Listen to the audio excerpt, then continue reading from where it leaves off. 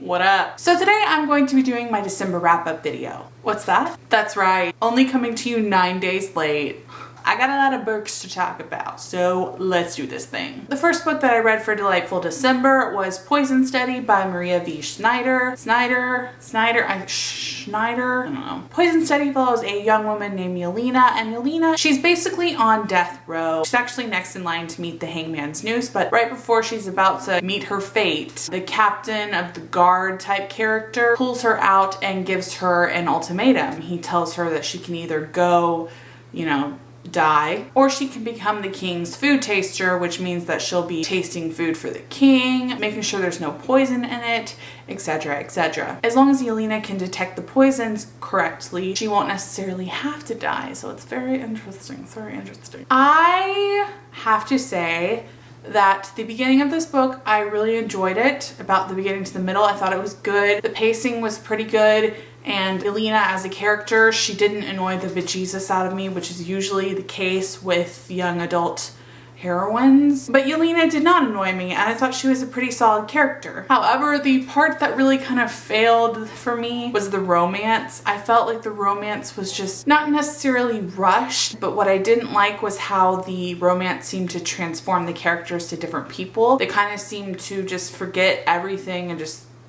throw all their values out the window and just throw who they were, their personalities and everything out the window and just become these weird love-obsessed zombies, and I didn't really like that. So I don't know if I'm going to continue on with this series necessarily. If you guys have read this trilogy and you think I should, let me know in the comments below. As of now, it's just kind of an for me. The next book that I read in December was Crown of Midnight by Sarah J. Maas. This is the second book in the Throne of Glass series, which is a high fantasy YA series that I'm sure all you guys have heard about, so I really don't know why I gave that detail. Now, I really can't say too much about this book without spoiling Throne of Glass, so I will just tell you that the story follows a young woman named Selena Sardathian. She is a kick-ass assassin. It picks up exactly where Throne of Glass left off. Again, cannot say much about the story, but I will say I really enjoyed it. I was not that impressed by Throne of Glass. I gave it a 3-star and did not know if I was going to continue with the series, but many people told me I had to, and I did, and I'm so glad that I did because the second novel was by far just so much superior. I gave it 4 out of 5 stars. Really enjoyed this one. The next book that I read in December was Harry Potter and the Order of the Phoenix by J.K. Rowling. If you guys have been following my channel, you know that this is a book I picked up in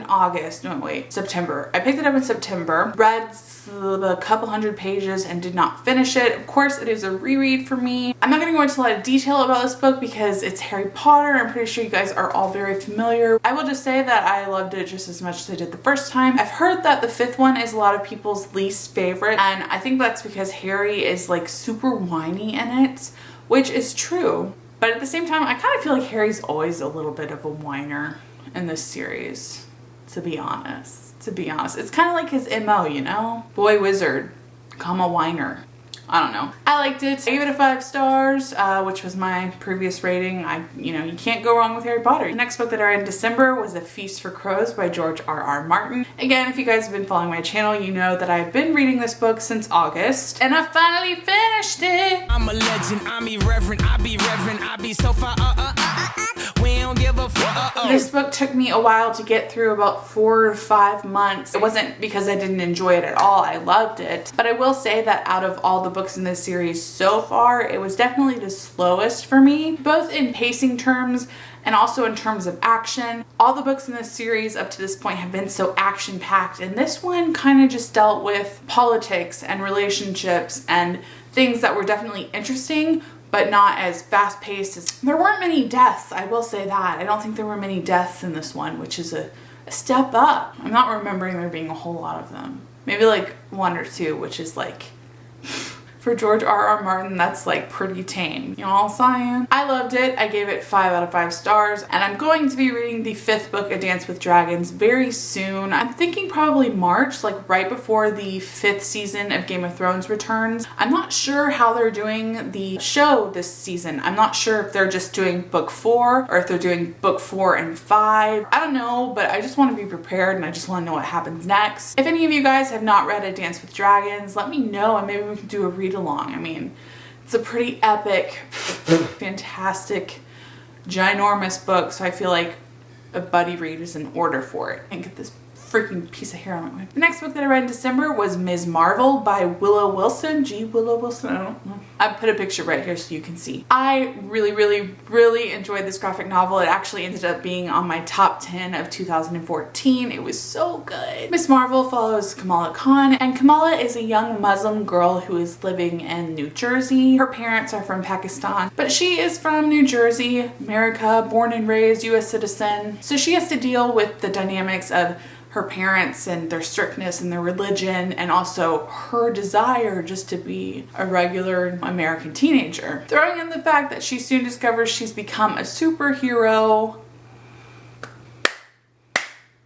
I love this graphic novel so much. I'm so looking forward to continuing on with the series whenever the next volume comes out. I don't know when that is. If you know when that is, let me know, please. And the last book that I read in December was another graphic novel called The Long Way Home. This is volume 1 of season 8 of Buffy the Vampire Slayer. Now, if you guys have been watching my channel for a while, you know that I'm a huge Buffy fan. I love Buffy. I cannot go on enough. If you have not watched Buffy, you need to Netflix that shit because it's amazing, and there's so much more to it than what you think just hearing the title. Anyway, so I started reading season 8 when it came out a few years ago because, you know, Buffy ended in its 7th season, and this is continuing the series through graphic novel form. It's amazing. It's like the most brilliant thing in the world. If you guys are fellow Buffy fans, let me know below, because right away that makes me want to be your bestie. That makes me want to be Biffles. I'll be all over that shit. Alright guys, so that's all for this video. I hope that you enjoyed it. In the comments below, I would love for you guys to let me know what you read in December. I know it's been over a week now.